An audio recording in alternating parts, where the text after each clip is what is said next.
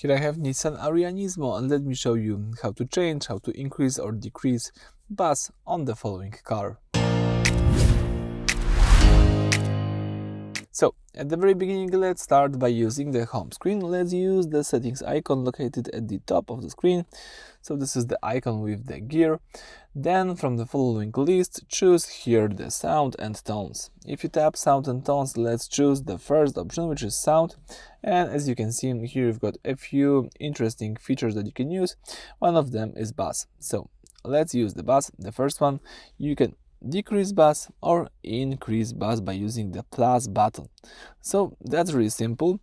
If you know, the bass controls the low frequency sounds like drums, bass guitar and deep electric beats.